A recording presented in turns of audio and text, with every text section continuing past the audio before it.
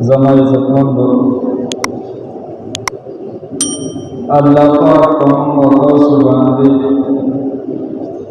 بلکې په ټول کائناتو کې چې کوم اشرف دي انسانان په هغې باندې ډېر زیات نعمتونه دي او الله پاک ډېر زیات احسانات کړي دي.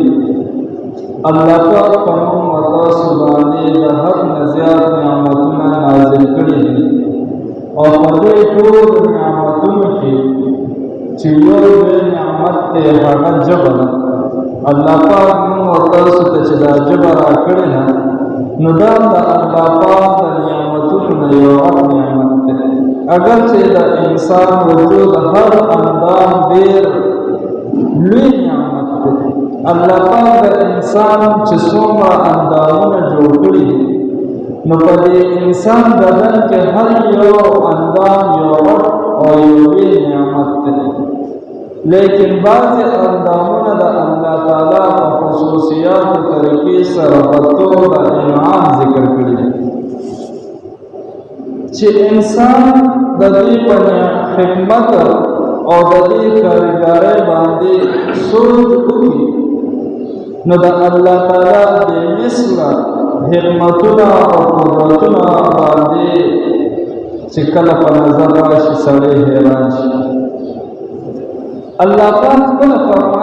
فرمایي په قرآن مجید کې الم نجعل له عینین ولسانا وشفتین. آیا موږ انسان ته دوه سترګې ژبه او دوه شونډې نه دي ورکړي؟ تپوس کوي الله پاک چې دا انسان دومره په ناشکرۍ کې لګیا دی او دا انسان چې د الله تعالی د قدرتونو نورو ته ګوري او بیا یو الله نه مني.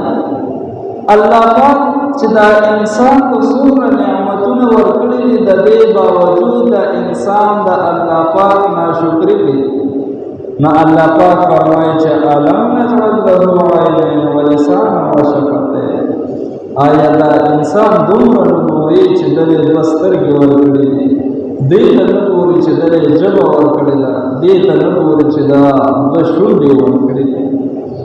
په دې آیات کریمه کې د ټولو نه اول نعمت سترګې وښودل. دا سترګو ذکر ځکه وکړو که انسان د سترګو په جوړښت باندې سوچ وکړي نو په دې کې د الله جل شانه قدرتونه کتې شي او د الله پاک د قدرتونو مکمل چې کله دې وګوري حیران شي. موږ ته دا سترګه یو وړوکې خبره ښکاري او انسان دې ته سوچ وکړي چې یو نری پرده ده په دې باندې زه ټوله دنیا کتې شم، په دې باندې زه د هر څه نه خبرېدی شم، وینم زما ذهن ته زما زړه ته د هغې تصویر کوځي. نو که انسان د دې قدرت وګوري دا د هغه چا نه تپوس وکړي چې د چا نظر کار کوي چې یاره تا خو الله پاک نظر اخیستی دی، سترګې دې شته دی، د کتو صفت پکې نشته دی، نو ته په دنیا کې د ټولو نه غټ نعمت او د غټ خواهش دې څه دی؟ نو به درته دا ووایي چې یو 50 منټو نه مې نظر راشي چې زه وګورم چې دا انسان شکل څنګه دی، یاره دا زه چې څه خورم چې دا ووینم چې دا دې رنګ څنګه دی، یا زه چې دا څه زما په دې دنیا باندې دی او زه ووینم چې دا څنګه دی. که ټولو نه غټ نعمت تپوس دې وکړي نو به درته دا ووایي چې صرف مې دومره نظر راشي چې مور او پلار پې وګورم چې د دې څنګه شکل د سره به ټول نعمتونه دې به دا ډېر نعمتونه به الله ورکړي خو چې کله یې نظر اخیستی ده نه تپوس وکړي نو دې به ووایي چې ما سره یو نعمت هم نشته دی، ولې چې سترګې مې نشته، زه څه کتی نه شم، زما د ژوند هغه مزه نشته دی، نو زه په دې باندې دغرنګې الله پاک دې سترګو کې د کتلو صفت اچولی دی چې سړی په دې باندې ګوري. په نری پرده باندې پیدا کړې نازکه پرده ده، د نازکې پردې نه جوړ کړی دی، بیا پکې د رڼا قدرتي اچولې ده. موږ وګورو چې څوک په موبایل یا کیمرا باندې سو ویډیو کوي تصویر باسي نو چې هغه سره د لیټ نه لګور غاړه کې نه هغه تصویر ویډیو صفا راځي الله پاک دې سترګې سره داسې لیټونه لګوري چې لری نه لری په ګوري هغه رڼا اثر په ورزي او تا ته هر یو شی صفا کوي د دې د حفاظت د سترګې حفاظت د پاره الله پاک د پاسه په دا باندې لګوري خلک وګوري چې دا نری وخت د سترګې د پاسه دي نو دا د سشي لپاره دا د سترګې حفاظت لپاره کدا باندې په نه نو دا خور دوړي براتلی ډایرکټ به سترګو کې تپریوته یا نو ضروري شي به سترګو تپریوته سترګې به خرابې دي چې کله باندې نه خطا شي نو نری پرده په دې ګډي باندې لګېږي دا به هغه انسان کې سترګې د ضرر ورسي زمای عزتمند د کرنګ د الله پاک کوم نعمتونه در ذکر کوم انسان کې هر یو اندام چې د هغه د الله پاک وی نعمت جب و شنډ وګوري په دې آیات کې ولسان او شفتین په دې ځل باندې نعمت د جبه ذکر کړي دی او درې نعمت د شنډ ذکر کړي دی جب هم د الله پاک په ډیر عجایب او غرایب او انداز باندې پیدا کړی دا ځکه چې دا جب چې دا د زړه ترجمانی کوي په زړه کې دی یو خبره راشي الله پاک هغه خبره د ډایرکټ دماغ ته ورسي دماغ کې په هغه الفاظ تیار شي او دا جب چې دا هغه جب چې کوم کار دی چې دماغ نه الفاظ درالي او بل وای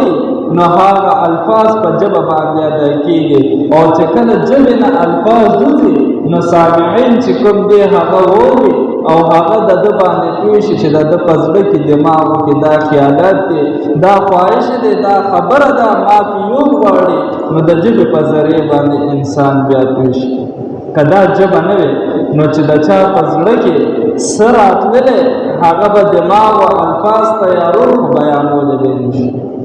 او د دې مثال مشته دی هغه چې کم چاڼاوي یا چې کوم ګونګي وي هغه نه تاسو کا ګونګي ما ته د ګنټم خبرو کې کنه زپینه پیغمبري چې هغه الفاظ نشاده کو د دې په ځل سدي هغه ما ته وای په اشارو په ذریعہ سره په زبه پیغام نه زبه دا هغه جواب غلط ورکو او ډېر کم دي چې هغه د ګونګیانو په جواب باندې پیږي نو کچلته الله پاک د نعمت ته نه ادا کړي د جبه نو مونږ ته د خپل خبرې د زړه خیالات او د دماغ او الفاظ په بیا مونږ چاته نشو ادا کړو دا څنګه شوم شي نو د دې په الفاظ ادا کول کې د جبه سره ډېر زیات تعاون دی کزه یو الفاظ ادا کوم او هغه زما دا شونډې کار نه کولې ما به هم بیا الفاظ نشو ادا کولې ما به هغه د زړه خیالات چاته نشو ویلی چې کله انسان د یو خبرې کول ارادو کې نو اول په زړه کې د دې خیال پیدا شي خیال راشي بیا دغه خیال دماغ ته لاړ شي د دماغ د پاره د مناسب الفاظ تیار کړي بیا هم دغه شانتي د جبو کې او ورسره د شونډو چې کوم حرکت ته هغه ورسره ادا شي نو په دې باندې د انسان هغه ټول نظام چې دی چلی زما عزتمند الله تعالی موږ ته دا عظیم نعمت را کړی دی چې یاره تاسو مې دا عظیم نعمت درکو خو کوم سوچو چې چالمون یو خسته سیز ورکو قیمتي سیز ورکو سور کوله نو ورسره مون هدایات ورکو چې ګوره خیال کو دا سه استعمال کړه ماشين نستا په فایده باندې براشي د دې استعمالولو طریقه دا ده کله دې نه د خلاف استعمال کړه دا ماشين به کار نه کوي موږ وګورو کنه چې موږ څه اخلو موږ سره کتاب سره ګټ راځي یو څو باندې کتاب په هغه باندې لیکلي وي او نشانونه ورکړي تاسو په لیکلو باندې نه پیږي هغه نشان ته ګورو هغه ماشين هغه شانته استعمالي او چې کله د هغه نه خلاف استعمالي هغه ماشين زر خراب شي چې موږ ورته ورکړي کړي واپس ولا یوس نو زمای زمونږ چې الله پاک موږ ته دوه نعمت راکړي دي عظیم نعمت راکړي دي او سره د صحیح استعمالولو حکم کړی دی ځکه چې لا جب مون سره د الله تعالی امانت دی دا انسان بدن چې څومره دی دا د الله پاک امانت دی در سره دا به مونږ الله پاک ته واپس ورکوم دغه شان مونږ ته به د یو اندام په باره کې تپوس کېږي مونږ ته به د یو ویښته په باره کې تپوس کېږي مونږ ته به د یو اندام د یو پرزې د انسان سره چې دی د دې په باره کې به تپوس کېږي انسان ما تعالی راجبه درکړې وه دا دې څنګه استعمال کړې وه دا خو زما امانت دی انسان تعالی ما د سترګې درکړې وې څنګه دې استعمال کړې دا خو زما امانت دی تعالی ما د شونډې درکړې دي دا دې څنګه استعمال کړې دي نو کچلته مونږ دا د امانت وګڼلو او د الله تعالی د امانت خیال مونږ وساتلو نو الله پاک به مونږ کامیابتیا راکړه او الله دې نه کې که مونږ دې کې چېرته خیانت وکړو نو بیا به الله پاک ته مونږ مخامخ نشو درېدی الله پاک ته به مونږ نشو مخامخ کېدی ولې زه چې یو چا له امانت ورکړم او هغه پکې کمې زیاتي وکړي هغه ما ته مخامخ کېدی شي نشي مخامخ کېدی شرمېږي یا یریږي چې دی به اوس په ما جرمانې دي یا رانه یې شرمېږي چې زه به د سره سترګې څنګه لګوم نو که مونږ د الله پاک د نعمت دی او دې کې مونږ کمې زیاتې وکړو او دې امانت کې مونږ خیانت وکړو الله پاک ته به مونږ څنګه برابرېږو څنګه به مخامخ کېږو د دې له وجې نه الله پاک خپل دا امانت درکړی دی د دې استعمال طریقې هم درکړی ده چې دا ده لہذا مونږ ته پکار دا دی چې د خبرو کولو نه مخکې سوچ چې یاره دا ژبه زه استعمالوم نو دا خبره پې کومه نو چې دا صحیح ده او که غلطه ده سوچ پې سړی وکړي که صحیح وي د الله د ناراض کولو خبره نه وي نو بیا په دې ژبه باندې وکړه چې الله پې راضي شي او کنه د الله پاک د ناراضتیا خبره وي چې الله پاک پې خفه کېږي چې سوچ پې وکړي نو بیا به ته هغه خبره نه وي د دې د وجې نه پکار دا ده چې دا امانت چې دی موږ صحیح استعمال کړو ډېر خلک دا ژبه د کینچي غونته کې چلوي خبرو ته سوچ نه کوي او داسې چلي لکه خلک چې دا ټیلران کینچي چلي کپړې پې کټ کوي کله په دې ژبه باندې دروغ کله پې چغلخوري کوي کله په دې ژبه باندې غیبت کوي کله پې کنځل کوي او د الله تعالی د ناراضتیا خبرې پې کوي نو دا په اصل کې دا نعمت بې قدري شو چې الله پاک خو دا ژبه ماله دا نعمت چې دی د دې لپاره نه راکړی چې زه پې د چا بېعزتي وکړم دا ژبه چې کوم نعمت دی الله پاک خو دې لپاره نه دی راکړی چې د چا غیبت پې وکړم دا ژبه چې کوم دومره غټ نعمت دی دا خو الله پاک دې لپاره نه دی راکړی چې د بل پې سپکه ووایم زما عزتمندو په ژبه باندې انسان داسې خبرې هم کولی شي چې هغه الله تعالی د رضا او د جنت د تللو سبب جوړوي لکه څنګه یو کافر دی مثلا کافر دی په اخلاص باندې کلمه ووایي نو دا کلمې په ژبه باندې وویل د جنت د تللو سبب شي د الله تعالی د رضا کولو سبب شي که دنګه رنګې دا ژبه چې ده په دې باندې موږ قرآن پاک تلاوت وکړو نو الله به پرې رانه راضي شي او د جنت سبب شي عمده ژبه ده موږ پې د الله د نبي علیه الصلاة والسلام احادیث مبارکه ووایو عمده ژبه ده دا الله به پرې راضي شي رانه نبي علیه الصلاة والسلام به پرې رانه راضي شي او د جنت تلو سبب هم شي او بعضې کله داسې کېږي چې دا نعمت بې قدري مونږ وکړو که نه او انسان د دې ژبې د دې عظیم نعمت بې قدري وکړي نو دا بیا د جهنم سبب هم جوړېدی شي ولې په ژبه باندې چې ته څه ادا کړې په هغې به دنه الله پاک ناراضه شي خفه به شي نو د جهنم د تلو سبب به بیا جوړېږي مثلا داسې یو انسان مسلمان وي او دې په ژبه باندې داسې کلمات کفري ووایي چې ده ته پته مو نه لګي او د دې ایمان ختم شوی دې د اسلام نه وتې ایمان ختم شوی نو دې پې د جنت په ځای جهنم ته لاړو الله دې موږ ټول داسې وساتي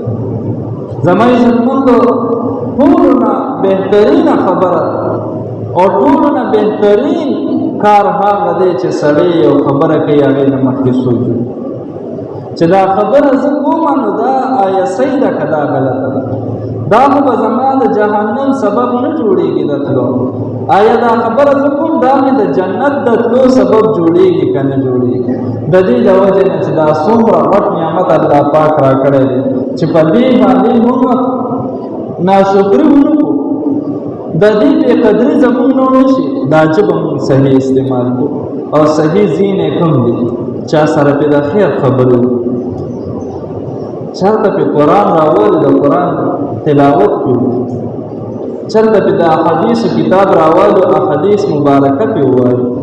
چرته پې د دیني کتاب راولو د دین خبرې چاته وکړو. خو نن سبا الله دې معافي کړي زموږ مسلمانانو سره دین دپاره ټیم نشته. که د فضول کار دپاره دې ورته وویل نو کېږه مې در سره دومره غیبت به در سره وکړي ټیم ورسره کړی خو که اواز دې ته چې ترجمه کېږي ترجمې ته کښېنه نو بیا موږ سره ټیم ولې دا غوږونه د الله پاک نعمت نه دی؟ مونږ یې راکړی نه دی دومره غټ نعمت چې په دې باندې مونږ ټوله ورځ شپه ورځ پې ګالي او د الله پاک د ناراستیا چې کوم اسباب دی هغه پې اورو نو دې د غوږونو حق په مو دا نشته چې په دې باندې لږ قرآن وورو، د دې غوږونو په مو دا حق نشته چې لږ احادیث مبارکه پې وورو، د دې غوږونو مو دا باندې حق نشته چې ښه خبرې پې دیني وورو. مونږ دین ته شا کړی دی. دا نن سبا چې مونږ دا ډېر غمونه سره وابسته یو ډېر غمونه مونږ سره نن سبا دي د دې غټ خبره دا ده چې مونږ دین ته شا کړی چې هغه الله پاک مونږ له کومو اندامونه د څه کار دپاره را کړي دي مونږ په هغې باندې هغه کار نه کوو. الله پاک وایي غوږونه مې در کړي دي په دې باندې قرآن وره حدیث وره زه پې الټه لګیم زه پې ګانې ورم زه پې کنزل ورم زه پې د خلکو غیبت ورم نو ما ته به خوشحالي میلو شي. الله پاک ژبه را کړې ده په دې باندې قرآن تلاوت وکړه د دیني خبرې پې وکړه احادیث مبارکه پې ووایه نیکې خبرې چا سره وکړه چې فایده ورکړي. زه پې دغه نه کوم زه پې لګیم غیبت یې کوم نو ما له به ژبه فایده راکړي. د ټولو نه زیات چې زړه سختۍ هغه فضول خبرې دي. څوک چې فضول خبرې کوي د ده زړه به سخت شي، چې زړه یې سخت شي بیا پې د دین خبره اثر نه کوي. دله به بیا د دین مجالسو کې تکلیف دته میلاوېږي ولې زړه یې بیمار دی. که د چا خپله خبرې لږې کنټرول کړي او لږ چپ پاتې شو او خاموشي اختیار کا یې د دین خبرې په ژبه باندې کې د ده زړه به نرمېږي. تاسو وګورئ چې څومره غټ اکابرین دي علما دي د الله ولیان دي نیکان خلک دي چې هغې ته کله خبره د دین کېږي هغې جاړي. ولې جاړي؟ هغې زړونه نرم زړونه یې په څه باندې نرم وي؟ هغې چا سره فضول خبرې زیاتې نه کوي، هغې د زیاتو خبرو نه پرهیز کوي، بس خاموشي یا تلاوت یا ذکر یا د څه فایدې خبرې هغه کوي. دا زموږ ستاسو زړونه چې سخت شوي دي د دې ټولو نه غټه مسله او غټه وجه دا ده چې موږ فضول لګیا یو، بېهوده خبرې زیاتې. هغه خو په مجلس نه چې په کوم کې غیبت وي، هغه به زموږ ستاسو مجلس نه چې په هغې کې د چا سپکه نه بیانېږي، هغه زموږ ستاسو مجالس نه دی چې په هغې کې بل پسې کنزل نه کړي او بیا لا موږ وایو مړه موږ خو ګپ کې لګیا یو. نو زما عزتمندو د دې وجې نه زموږ زړونه سخت شوي دي او چې کله زموږ زړونه سخت شو نو زموږ به دین نه لرې کېږي. د ټولو نه غټه مسله وجه ده. الله پاک فرمایي په قرآن کریم کې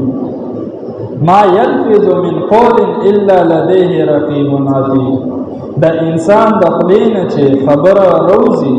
نو د دې سره یو ساتونکی فرشته ده چې تیار ناست دی د لیکلو دپاره او هغه ډایرکټ لیکي. مونږ چې دا څه وایو که نه نو مونږ په دې غلط فهمۍ کې پراته یو. مونږ نه آخرت هیر دی، مونږ آخرت ته سوچ نه دی کړی. بس مونږ وایو راشه چې څه وی وایې لګیا سه، کله کنزل کوه، کله غیبت کوه، کله چغلخوري کوه، کله په چا باندې بهتان لګوه، لګیا سه. مونږ نه آخرت هیر دی. که آخرت مونږ تاسو ته یادو چې یاره زه به د آخرت هم یو ورځ شته دی د دې هر څه به حساب ورکومه نو مونږ به کله هم خوله نه ورکړو کړې. ولې مونږ سره یو دوه فرشتې ناست دي چې هغې لیکل کې الله پاک فرمایي چې تاسو خولې نه سر وباسئ تاسو سره یو ساتونکی شته دی ناسته ده چې هغه دله لیکي. د قیامت په ورځ چې کله الله پاک حساب کتاب شروع کوي نو ټولو ته به خپلې رجسټرې میلو شي. هغه به غټې غټې رجسټرې وي چې امننامه ورته ویلی کېږي. ورته به میلو شي وایي انسانه ته خپله وګوره دا پړو که او بیا په ځان باندې فیصله وکړه چې تا ته څه بدله میلاوېدل پکار دي. قرآن کې الله پاک فرمایي. نو چې انسان کله هغه کولو کي نو هغه به وګوري چې د ده دا امننامه دومره ډکه ده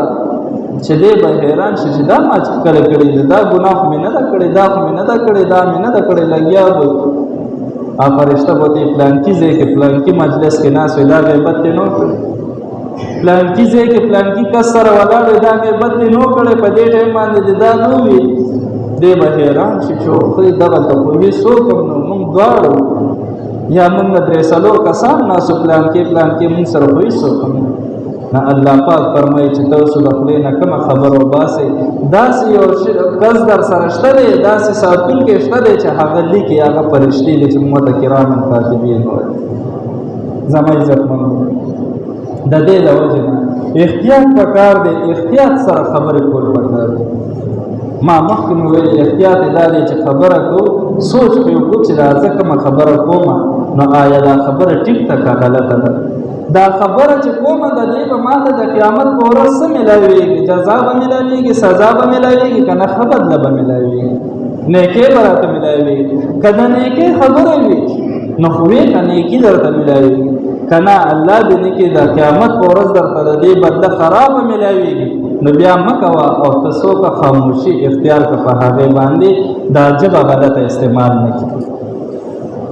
نو د دې د وجې نه الله پاک چې موږ تاسو له دا دومره غټ نعمت را کړی دی دا دومره غټ فضیلت را کړی دی او په دې باندې موږ تاسو له قدرت را کړی دی چې استعمال کړه نو دا هغې نه مخکې به دا سوچ کې چې دا خبره زه کوم نو صحیح ده که صحیح نه ده. د ژبې د حفاظت سره د جنت ضامن دی. چې د ژبې حفاظت دې وکړو نبي کریم صلی الله علیه وسلم فرمایي د بخاری شریف حدیث دی من یضمن لی ما بین رجلیه و ما بین رجلیه اضمن له الجنه. څوک چې ما ته دا ضمانت راکړي چې د دې په حفاظت کې هغه څه څیز دی هغه دا دی چې د دوه جانو درمینځ کومه ده که د دې ضمانت راکړي چې دا زما د دوه جانو درمینځ کوم اندام دی دا به زه صحیح استعمالومه د دې ضمانت راکړي او یو د هغه چې د دوه خپو منځ کې دی د دې دوه څیزونو ضمانت مال راکړي نو نبی علیه السلام فرمایي چې زه ضامن یم چې زه به دې جنت ته داخلوم زه ضمانت ورکوم چې دې به جنت ته زما عزتمندو صرف دوه سینې رانه غوښتې نو داسې څوک شته چې د دې ضمانت ورکړي او نبی کریم صلی الله علیه وسلم فرمایي چې زه به خپله په ضامن یم زه به جنت ته داخلوم. کوم دوه څیزونه دي یو د دوه جامو په منځ کې چې دا ورکوټې غونته کې ژبه ورته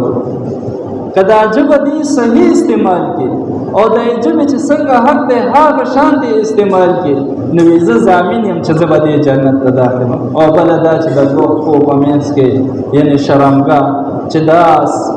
په حرام ځای کې استعمال نه کړي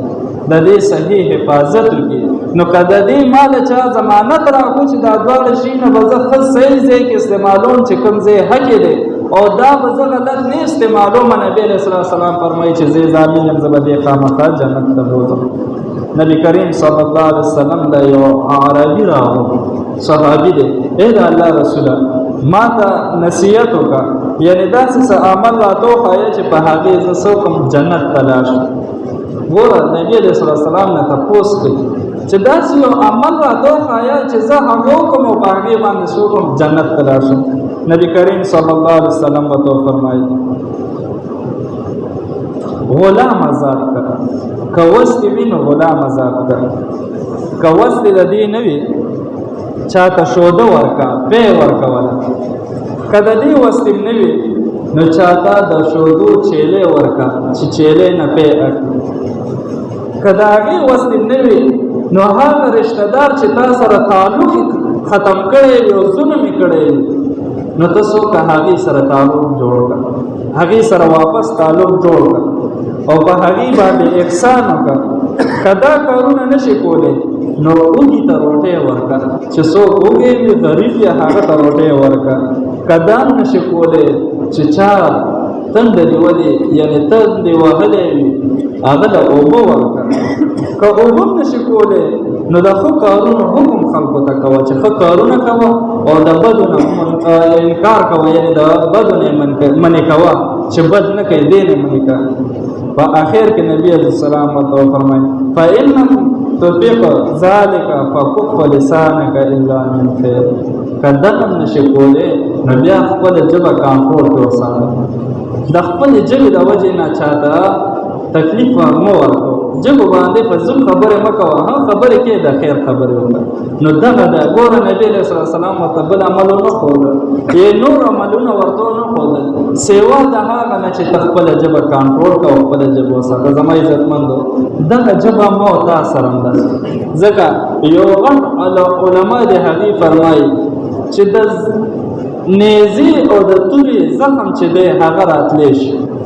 مونږ به وایو د چاړه د ټوپک د دې زخم چې څوک ولګي په دې باندې هغه زخم راتلی شي که مرګ نه بد شي. د دې زخم راتلی شي، وجود دې زخمي شو، واپس پې پورت واغو سرمن صحیح کړه. زما عزتمندو چې څوک په ژبه باندې زخمي کې هغه زخم بیا نه صحیح. چاته دې بد وویل که نه هغه نه 20 کاله پس تپوس وکړه به درته وایي ما ته دې سړي بد ویلي، په زړه باندې هغه زخم جوړ وي. نو دې نه ښه دا ده چې مونږ ته بد خیرې کوي، بد دعا راته کوي. دې نه ښه ده چې دعا راته وکړي که نه دعا به راته څنګه کوي چې هغه سره ښایسته خبرې کړو، د هغه زړه ته نقصان ورونه رسو، د هغه زړه ته تکلیف ورونه رسو، نو په دې باندې به مونږ کامیاب مسلمان جوړېږو. الله تعالی دې په دې باندې عمل کولو توفیق راکړي. واخر دعوانا ان الحمد لله.